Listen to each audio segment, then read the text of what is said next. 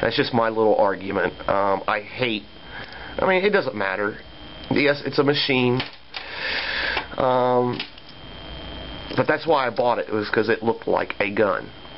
And that way I could shut people up and say, well, it's shaped like a gun, so it's my gun. I know it's a very ignorant argument, but that's how petty some of these guys get. Now, this is one.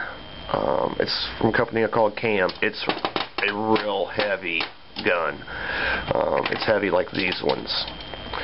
All these were in pieces and parts. Yesterday, I snapped a spring. This back spring, I snapped it.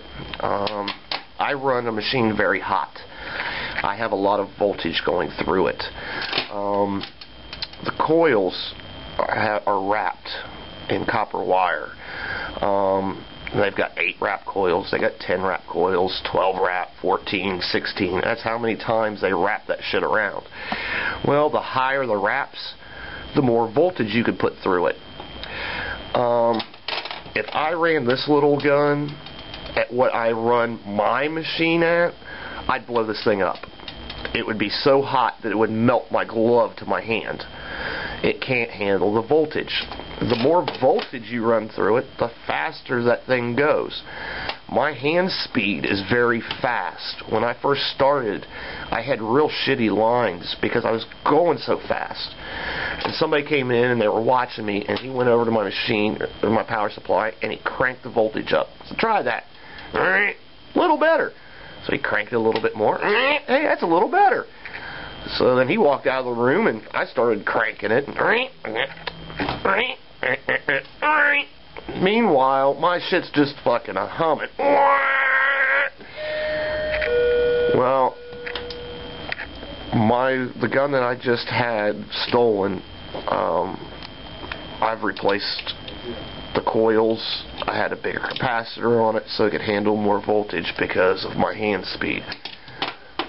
If I tried running that gun and doing the work like I normally do, I'd end up cutting somebody, or I'd have skippers where part of the line would be there and then it would be gone, then it would be there, then it would be gone, from where the machine couldn't keep up with my hand speed. So yesterday I went through here, got my parts box, and I got this one running, and I got this one running. This one's very heavy, so I really like this one. You can see I had to butcher it. Underneath this is a capacitor. I just got it taped on so it doesn't end up coming off. I had to butcher parts. I also cut new springs for this one because normally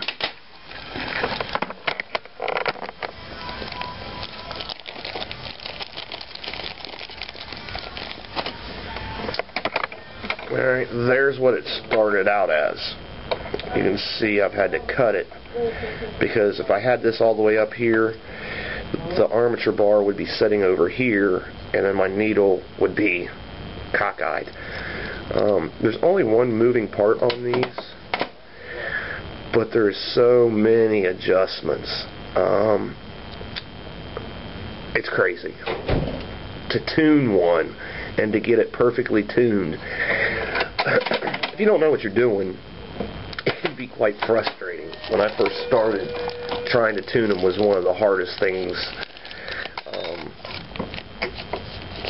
that I had to learn. But I know some people were asking, so here's a rundown of what's been going on. Out of all the parts, I got 2 of my machines running. A cam and then a 6-shooter. As you can see, I like the motif of the gun. This one's got the bottoms of bullets on it, so it looks like a 6-shooter. If it relates to a gun in any way, you know, just like the one that looks like a pistol, I like it more because it just shuts somebody up when they start that argument over whether it's a gun or a machine. I think it's fucking one of the most ignorant arguments that anybody has ever come up with. But if you look at the patent, The very first tattoo gun was labeled a gun, not a machine. Look it up. That's for all those wannabe egotistical motherfuckers that think that their shit doesn't stink because they're a tattoo artist and their friend has told them that, oh, you're so good, that they start believing that shit. You guys want to know a little bit more about how it works, let me know. Because there is, like I said, there's only one moving part on this, but there's a lot of things that can factor in. And I'll show you about tuning and stuff like that if you guys really want to know. If not, I'm not going to waste my breath. But went through my pile of junk and got 2 heavy machines back to running. This one's not running right yet. It still needs to be tuned. It's running really rough, but it does run. I was in the middle of a tattoo yesterday when this apparently had cracked and I started having problems. And I couldn't figure out what the hell was going on. I mean, this thing has a very short throw. It sucks. But, you know, beggars can't be choosers. I didn't have a gun to work with, so this one was here. It was either whine and complain about not having anything to work with or taking what was available. Like I said, this one a buddy gave me, but I can't even get my tubes up in there.